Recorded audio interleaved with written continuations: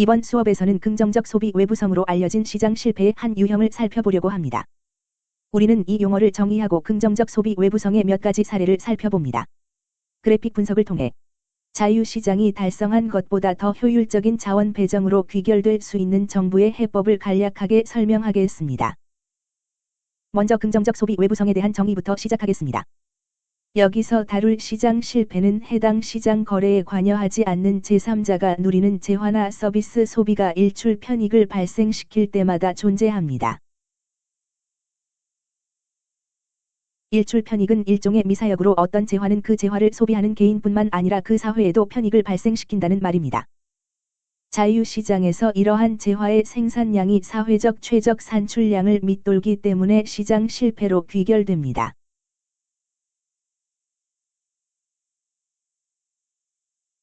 따라서 이러한 시장에서 해당 재화의 생산량을 확대하고 사회적 최적 산출량을 달성하려면 정부의 역할이 존재합니다. 긍정적 소비 외부성의 전형적인 예로는 다음과 같습니다. 교육, 대중교통, 의료보장, 저소득층 대상 주택 공급, 직업훈련, 백신 등입니다. 긍정적 소비 외부성 사례가 그 밖에도 많지만 이것들은 모두 공통점이 있습니다. 해당 재화에 대한 개개인의 소비는 사회 전체의 편익을 발생시킵니다. 하나의 사례 연구를 일례로 살펴봅시다. 철도 및 버스 운수 시장을 살펴봅시다. 철도 및 버스 운수업이 자유시장에서 제공되고 있다고 가정해 보겠습니다. 왜 열차와 버스를 타고 여행하는 사람들은 개인이 누리는 편익 이상으로 사회의 나머지 사람들을 위한 편익을 창출할까요? 이것은 간단한 이야기입니다. 개인이 이동할 때 열차 또는 버스를 타게 되면 도로에 나온 자동차가 줄고, 대기 오염이 줄고, 온실가스 배출량도 줄고, 자동차 연료의 수요가 줄어듭니다. 이 모든 것들이 사회 전체의 편익이 되기 때문에 기차나 버스 여행의 사회적 한계 편익이 사적 한계 편익을 초과한다고 말할 수 있습니다. 이 간단한 분석으로 여기 그래프를 만드는 데 도움이 될 것입니다. 철도 및 버스 운수 시장에 대한 한계 편익 한계 비용 분석을 해봅시다. 열차와 버스 이용료를 살펴보기보다는 열차나 버스 여행이 개인이나 사회에 미치는 한계 편익과 한계 비용을 검토하겠습니다. 열차와 버스를 이동수단으로 선택하는 개개인한테 해당 열차와 버스 여행이 가져다주는 한계 편익을 그래프상에 그릴 수 있습니다. 우리는 이것을 사적 한계 편익이라고 부릅니다. 또한 자유시장에서 제공하는 열차 및 버스 여행 서비스의 공급을 그래프로 표시할 수 있습니다. 이 공급은 열차 및 버스 서비스를 제공하는 기업의 사적 비용에 기초하고 있습니다. 이것은 사적 한계 비용을 나타냅니다. 자유시장에서 제공하는 열차와 버스 여행 서비스의 수준은 사적 한계 비용과 사적 한계 편익의 교차점에서 간단히 찾을 수 있습니다. 이 수량을 열차와 버스 여행의 균형량으로 볼 수 있습니다. 이 균형량에 조응하는 가격은 사적 한계 비용과 사적 한계 편익이 같아지는 지점입니다. 이것이 열차와 버스 여행 서비스의 자유시장 균형 가격이 됩니다. 그렇다면 시장의 실패는 어디에 있을까요? 열차와 버스 여행에 드는 비용을 고려해보죠. 우리는 열차와 버스 서비스의 생산이 어떻게 사회의 일출 편익 및 비용을 제공하는지를 살펴보는 것이 아닙니다. 열차와 버스 여행 서비스 제공에서는 사실상 외부성이 없습니다. 그러므로 이렇게 말할 수 있습니다. 사적 한계 비용이 사회적 한계 비용과 일치하기 때문에 이것은 당연히 자유시장에서 제공되는 열차와 버스 서비스 공급을 나타냅니다. 외부성은 열차와 버스 여행의 제공에 있지 않습니다. 오히려 외부성은 열차와 버스 여행의 소비에 있습니다. 개인이 열차나 버스를 타기로 선택할 때 도로 바닥의 차가 줄어들고 공기 오염 및 소음 공해가 줄어들고 교통사고의 위험이 줄어들고 차 속에서 보내는 시간 낭비와 생산성 낭비를 줄일 수 있습니다. 그래서 버스나 열차 이용을 선택한 개별 여행자가 얻는 편익보다는 사회 전체가 더 많은 편익을 얻게 됩니다. 사회적 한계 편익 곡선은 사적 한계 편익 곡선을 상회하는 자리에 놓입니다. 열차 또는 버스를 타고 여행할 때마다 사적 한계 편익 곡선으로 대표되는 사적 편익, 예를 들어 열차 또는 버스를 타고 Q만큼 여행할 때 사적 편익은 사적 한계 편익 곡선에서 수평선을 그려나가면 확인할 수 있습니다. 그러나 전체 사회의 편익은 사적 편익을 웃돌며 그 크기는 사적 한계 편익 곡선과 사회적 한계 편익 사이 수직 거리만큼 큽니다. 따라서 개인 이용객의 열차와 버스 이용량이 균형량일 때 일출 편익과 외부 효과에 따른 편익이 존재하며 이는 사회적 한계 편익과 사적 한계 편익 곡선 사이 수직 거리로 대변됩니다. 그래서 이것은 전체 사회에 대한 외부 편익의 크기를 나타냅니다. 여기서 우리는 시장 실패를 확인합니다. 열차와 버스 서비스 이용량이 균형량일 때 여기 세로축 상에서 대변되는 사회적 한계 편익에서 비롯되는 사회적 편익은 열차와 버스를 타고 여행하는 개인이 얻는 편익을 웃돕니다.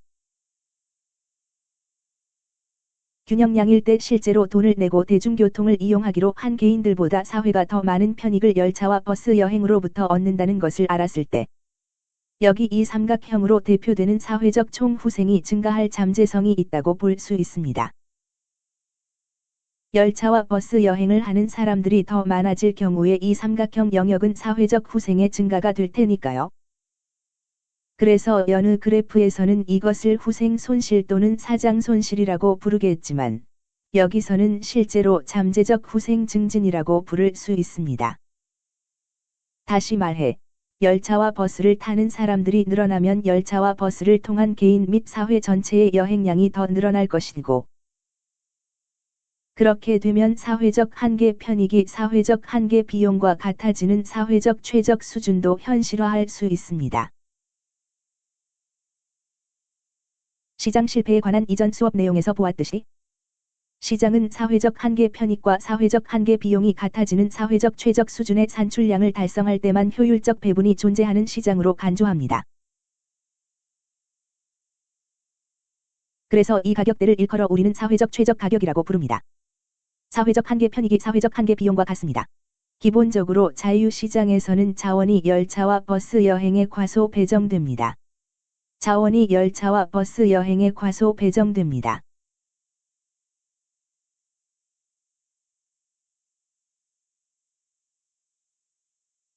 여기에 긍정적 소비 외부성 그래프가 있습니다. 사회적 편익으로는 교통량 감소, 공기 오염 감소, 사고 발생 가능성 감소, 이산화탄소 배출 감소 등이 포함됩니다. 이러한 사회적 편익에는 사적 편익뿐만 아니라 기차 또는 버스를 타는 사람들로부터 발생하는 사회 전체가 누리는 외부 편익이 포함됩니다. 그래프에서 사회적 한계 편익이 사적 한계 편익을 웃돈다는 것을 알 수 있습니다. 그러므로 자유시장 균형량은 사회적 최적 산출량을 밑돕니다.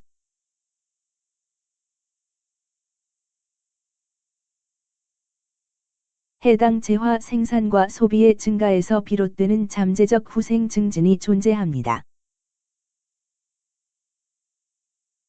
시장은 열차와 버스 서비스 이용에 따른 사회적 최적 산출량을 달성하지 못했습니다. 이 잠재적 후생 증진 규모를 어떻게 하면 축소할 수 있을까요? 정부가 열차와 버스를 타는 사람들의 수를 늘리려면 무엇을 할 수 있나요? 그렇게 해서 사회가 감수해야 할 모든 종류의 부정적 외부성을 유발하는 자동차 운전자 수를 줄이려면 정부는 무엇을 할 수 있습니까? 소비의 긍정적 외부성에 대한 정부 해결책은 몇 가지 양상을 띠게 됩니다. 지금 여러분 머릿속에 떠오르는 가장 분명한 해결책은 보조금입니다. 보조금은 재화의 사적 한계 비용을 감소시켜요. 재화의 공급이 증가하면서 가격 하락과 수요량 증가를 유도할 수 있습니다. 우리는 대중교통 시장에서 보조금의 효과를 그래프에서 보여주고 이 보조금으로 어떻게 잠재적 후생 증진의 규모를 축소할 수 있는지를 보여줄 수 있습니다. 열차와 버스 여행 서비스 제공업체에 대한 보조금은 사적 한계 비용을 낮출 것입니다. 그래서 나는 사적 한계 비용 곡선을 우하향 이동할 수 있습니다. 이것은 보조금이 포함된 사적 한계 비용입니다. 사적 한계 비용의 감소는 열차와 버스 여행의 균형 가격을 P1까지 하락시키면서 균형 가격의 감소는 사적 한계 편익 곡선을 따라 움직입니다. 보시다시피 우리는 정부 보조금으로 인해 열차와 버스 여행 서비스 공급이 증가하고 수요량이 증가합니다. 그래서 이 수량을 보조금이 포함된 균형량이란 의미로 QS라고 부릅니다. QS일 때 사회적 한계 비용 곡선까지 올라가고 계속해서 사회적 한계 편익 곡선까지 올라가 보면 잠재적 후생 증진을 대변하는 삼각형이 이제는 훨씬 축소된 것을 볼 수 있습니다. 새로운 잠재적 후생 증지는 오른쪽의 연두색 삼각형입니다. 대중교통에 대한 보조금이 시장 실패를 완전히 제거한 것이 아닙니다.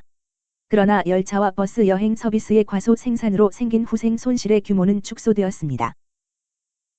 확실히 보조금은 긍정적 소비 외부성에 대한 해법입니다. 정부가 재화의 생산과 소비를 장려할 수 있는 다른 방법들도 있습니다. 긍정적 광고도 그중 하나입니다.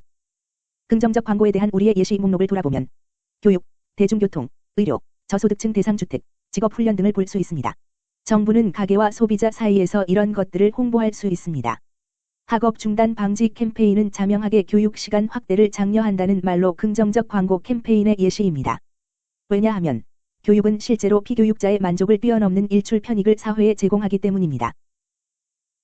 따라서 긍정적 외부성이 있는 재화의 소비를 증가시키기 위한 긍정적 광고 캠페인의 사례로 학업 중단 방지 캠페인이 있습니다. 정부는 대중교통을 장려하는 여타 캠페인도 주도할 수 있습니다. 대중교통 이용을 장려하는 광고가 그것입니다. 긍정적 광고는 어떤 재화의 사적 한계 편익을 확대하므로 수요를 증가시키고 시장 균형량과 사회적 최적 산출량 사이 격차를 줄입니다. 재화의 수량을 증가시켜 긍정적 외부성을 창출하는 세 번째 옵션은 정보 공급입니다.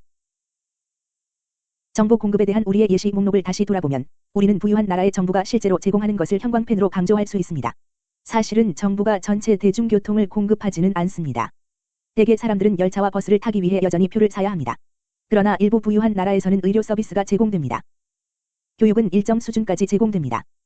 많은 북유럽 국가에서는 심지어 대학 교육조차도 정부가 비용을 지불합니다. 적지 않는 나라에서는 노동자들이 실업자가 되면 정부로부터 직업훈련을 받을 수 있습니다.